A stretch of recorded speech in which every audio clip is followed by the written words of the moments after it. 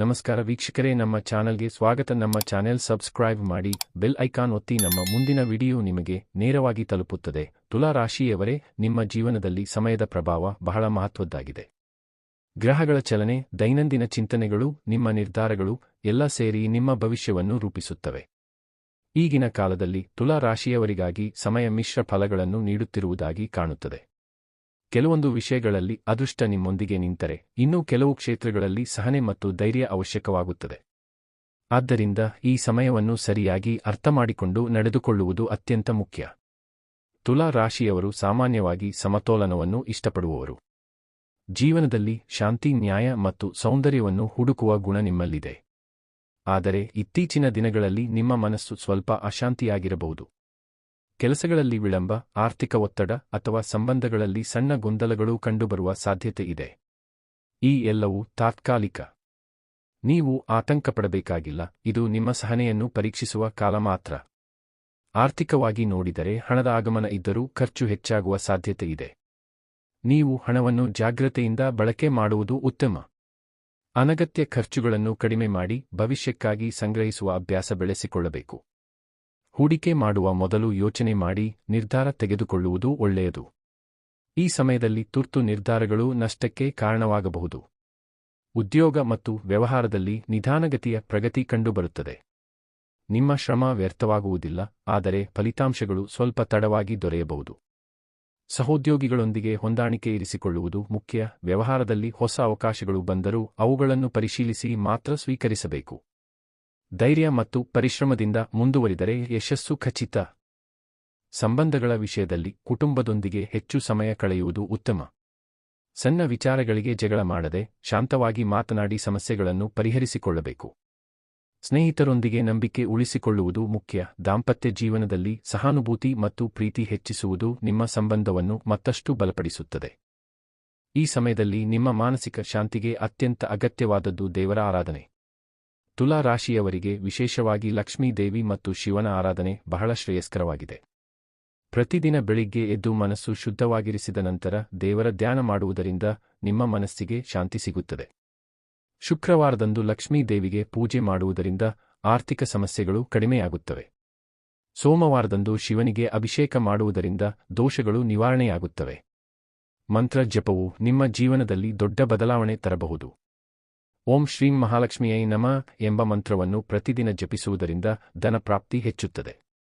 ಓಂ ನಮಃ ಶಿವಾಯ ಎಂಬ ಮಂತ್ರವನ್ನು ಜಪಿಸುವುದರಿಂದ ಮನಸ್ಸಿನ ಅಶಾಂತಿ ಕಡಿಮೆಯಾಗುತ್ತದೆ ಮತ್ತು ಆತ್ಮವಿಶ್ವಾಸ ಹೆಚ್ಚುತ್ತದೆ. ಈ ಮಂತ್ರಗಳನ್ನು ನಿಷ್ಠೆಯಿಂದ ಜಪಿಸಿದರೆ ನಿಮ್ಮ ಜೀವನದಲ್ಲಿ ಶ್ರೇಯಸ್ಸು ಖಂಡಿತ. ಪೂಜಾ ವಿಧಾನದಲ್ಲಿ ಸ್ವಚ್ಛತೆ ಅತ್ಯಂತ ಮುಖ್ಯ. ಮನೆ ಮತ್ತು ಪೂಜಾ ಸ್ಥಳವನ್ನು ಶುದ್ಧವಾಗಿರಿಸಬೇಕು.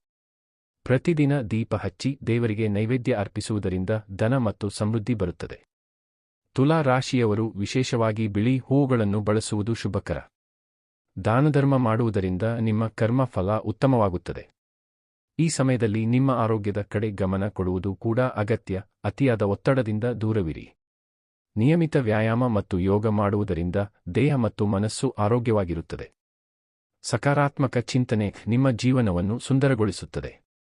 ಒಟ್ಟಿನಲ್ಲಿ ನೋಡಿದರೆ ತುಲಾ ರಾಶಿಯವರ ಸಮಯ ಸಂಪೂರ್ಣ ಕೆಟ್ಟದಲ್ಲ. ಕೆಲವೊಂದು ಸವಾಲುಗಳಿದ್ದರೂ ನೀವು ಧೈರ್ಯದಿಂದ ಎದುರಿಸಿದರೆ ಯಶಸ್ಸು ನಿಮ್ಮದೇ. ದೇವರ ಮೇಲೆ ಭಕ್ತಿ ಇಟ್ಟು ಸರಿಯಾದ ಮಾರ್ಗದಲ್ಲಿ ನಡೆಯುವುದರಿಂದ ನಿಮ್ಮ ಜೀವನದಲ್ಲಿ ದೊಡ್ಡ ಬದಲಾವಣೆ ಕಾಣಬಹುದು. ಈ ಸಮಯದಲ್ಲಿ ನಿಮ್ಮ ಪರಿಶ್ರಮ ಮತ್ತು ಭಕ್ತಿ ಎರಡೂ ನಿಮ್ಮನ್ನು ಉತ್ತೇಜಿಸುತ್ತವೆ. ಹೀಗಾಗಿ ತುಲಾ ರಾಶಿಯವರೇ, ನಿಮ್ಮ ಸಮಯವನ್ನು ಸದುಪಯೋಗಪಡಿಸಿಕೊಳ್ಳಿ. ದೇವರ ಆರಾಧನೆ, ಧೈರ್ಯ ಮತ್ತು ಸಕಾರಾತ್ಮಕ ಚಿಂತನೆಯೊಂದಿಗೆ ಮುಂದುವರಿದರೆ ನಿಮ್ಮ ಭವಿಷ್ಯ ಪ್ರಕಾಶಮಾನವಾಗುತ್ತದೆ. ನಿಮ್ಮ ಜೀವನದಲ್ಲಿ ಶಾಂತಿ, ಸಂತೋಷ ಮತ್ತು ಸಮೃದ್ಧಿ ತುಂಬಿರಲಿ. ತುಲಾ ರಾಶಿಯವರೇ, ನಿಮ್ಮ ಜೀವನದ ಇನ್ನಷ್ಟು ಆಳವಾದ ಅಂಶಗಳನ್ನು ಗಮನಿಸೋಣ. ಈ ಸಮಯದಲ್ಲಿ ಗ್ರಹಗಳ ಸಂಚಾರ ನಿಮ್ಮೊಳಗಿನ ಆಂತರಿಕ ಶಕ್ತಿಯನ್ನು ಪರೀಕ್ಷಿಸುವಂತಿದೆ.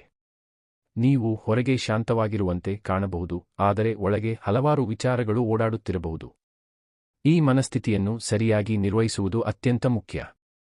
ನಿಮ್ಮ ನಿರ್ಧಾರಗಳಲ್ಲಿ ಸ್ವಲ್ಪ ಗೊಂದಲ ಉಂಟಾಗಬಹುದು. ಕೆಲವೊಮ್ಮೆ ಏನು ಸರಿಯೆಂದು ಏನು ತಪ್ಪೆಂದು ತೀರ್ಮಾನಿಸಲು ಕಷ್ಟವಾಗಬಹುದು. ಇದಕ್ಕೆ ಮುಖ್ಯ ಕಾರಣ ನಿಮ್ಮ ಮನಸ್ಸಿನ ಅಸ್ಥಿರತೆ. ಆದ್ದರಿಂದ ಯಾವುದೇ ಪ್ರಮುಖ ನಿರ್ಧಾರ ತೆಗೆದುಕೊಳ್ಳುವ ಮೊದಲು ಸ್ವಲ್ಪ ಸಮಯ ತೆಗೆದುಕೊಂಡು ಆಲೋಚನೆ ಮಾಡಿ. ತುರ್ತು ನಿರ್ಧಾರಗಳು ಮುಂದಿನ ದಿನಗಳಲ್ಲಿ ಪಶ್ಚಾತ್ತಾಪಕ್ಕೆ ಕಾರಣವಾಗಬಹುದು. ಈ ಸಮಯದಲ್ಲಿ ನಿಮ್ಮ ಸುತ್ತಲಿನ ಜನರನ್ನು ಚೆನ್ನಾಗಿ ಗಮನಿಸಬೇಕು. ಎಲ್ಲರೂ ನಿಮ್ಮ ಒಳಿತಿಗಾಗಿ ಇರುವುದಿಲ್ಲ, ಕೆಲವರು ನಿಮ್ಮ ಪ್ರಗತಿಯನ್ನು ನೋಡಿ ಅಸೂಯೆಪಡುವ ಸಾಧ್ಯತೆ ಇದೆ. ಆದ್ದರಿಂದ ನಿಮ್ಮ ಯೋಜನೆಗಳನ್ನು ಎಲ್ಲರ ಜೊತೆ ಹಂಚಿಕೊಳ್ಳಬೇಡಿ. ನಂಬಿಕೆ ಇರುವವರ ಜೊತೆ ಮಾತ್ರ ನಿಮ್ಮ ವಿಚಾರಗಳನ್ನು ಹಂಚಿಕೊಳ್ಳಿ. ಆಧ್ಯಾತ್ಮಿಕವಾಗಿ ಈ ಸಮಯ ನಿಮಗೆ ದೊಡ್ಡ ಅವಕಾಶವನ್ನು ನೀಡುತ್ತದೆ. ನೀವು ದೇವರ ಆರಾಧನೆಗೆ ಹೆಚ್ಚು ಸಮಯ ಕೊಟ್ಟರೆ ನಿಮ್ಮ ಮನಸ್ಸಿನ ಶಾಂತಿ ಹೆಚ್ಚುತ್ತದೆ. ವಿಶೇಷವಾಗಿ ಲಕ್ಷ್ಮೀ ದೇವಿ ಅವರ ಆರಾಧನೆ ನಿಮ್ಮ ಆರ್ಥಿಕ ಸ್ಥಿತಿಯನ್ನು ಸುಧಾರಿಸಲು ಸಹಾಯ ಮಾಡುತ್ತದೆ. ಪ್ರತಿ ಶುಕ್ರವಾರ ದೀಪ ಹಚ್ಚಿ ಸಿಹಿ ನೈವೇದ್ಯ ಅರ್ಪಿಸಿ ಪ್ರಾರ್ಥನೆ ಮಾಡಿದರೆ ಉತ್ತಮ ಫಲ ಸಿಗುತ್ತದೆ. ಇದೇ ರೀತಿ ಶಿವ ಅವರ ಪೂಜೆ ನಿಮ್ಮ ದೋಷಗಳನ್ನು ನಿವಾರಿಸಲು ಸಹಕಾರಿ. ಸೋಮವಾರದಂದು ಅಭಿಷೇಕ ಮಾಡಿ ಓಂ ನಮಃ ಶಿವಾಯ ಮಂತ್ರವನ್ನು 108 ಬಾರಿ ಜಪಿಸುವುದು ನಿಮ್ಮ ಜೀವನದಲ್ಲಿ ಶಕ್ತಿ ಮತ್ತು ಧೈರ್ಯವನ್ನು ತುಂಬುತ್ತದೆ. ನಿಮ್ಮ ಮನಸ್ಸಿನ ಭಯಗಳು ನಿಧಾನವಾಗಿ ಕಡಿಮೆಯಾಗುತ್ತವೆ. ನಿಮ್ಮ ವೃತ್ತಿ ಜೀವನದಲ್ಲಿ ಹೊಸ ಕಲಿಕೆಗಳು ಬಹಳ ಮುಖ್ಯ. ನೀವು ಹೊಸ ಕೌಶಲ್ಯಗಳನ್ನು ಕಲಿಯಲು ಪ್ರಯತ್ನಿಸಿದರೆ ಭವಿಷ್ಯದಲ್ಲಿ ಅದರಿಂದ ಲಾಭ ಪಡೆಯಬಹುದು. ಈ ಸಮಯದಲ್ಲಿ ನೀವು ಮಾಡುತ್ತಿರುವ ಪ್ರಯತ್ನಗಳು ತಕ್ಷಣ ಫಲ ನೀಡದಿದ್ದರೂ ಮುಂದೆ ದೊಡ್ಡ ಯಶಸ್ಸಿಗೆ ದಾರಿ ಮಾಡಿಕೊಡುತ್ತವೆ. ಆದ್ದರಿಂದ ನಿರಾಸೆಯಾಗದೆ ಮುಂದುವರಿಯಿರಿ. ಕುಟುಂಬದವರೊಂದಿಗೆ ಸಹನೆ ಇರಿಸಿಕೊಳ್ಳುವುದು ಅಗತ್ಯ. ಕೆಲವೊಮ್ಮೆ ಸಣ್ಣ ವಿಷಯಗಳೇ ದೊಡ್ಡ ಸಮಸ್ಯೆಯಾಗಿ ಕಾಣಬಹುದು. ಆದರೆ ನೀವು ಶಾಂತವಾಗಿ ನಡೆದುಕೊಂಡರೆ ಎಲ್ಲವೂ ಸರಿಯಾಗುತ್ತದೆ. ಹಿರಿಯರ ಸಲಹೆಯನ್ನು ಗಮನದಿಂದ ಕೇಳುವುದು ನಿಮಗೆ ಉತ್ತಮ ಮಾರ್ಗವನ್ನು ತೋರಿಸುತ್ತದೆ. ಪ್ರೇಮ ಜೀವನದಲ್ಲಿ ಸಹನೆ ಮತ್ತು ನಂಬಿಕೆ ಮುಖ್ಯ. ನಿಮ್ಮ ಸಂಗಾತಿಯೊಂದಿಗೆ ಸ್ಪಷ್ಟವಾಗಿ ಮಾತನಾಡಿ. ಅನಾವಶ್ಯಕ ಅನುಮಾನಗಳು ನಿಮ್ಮ ಸಂಬಂಧವನ್ನು ದುರ್ಬಲಗೊಳಿಸಬಹುದು.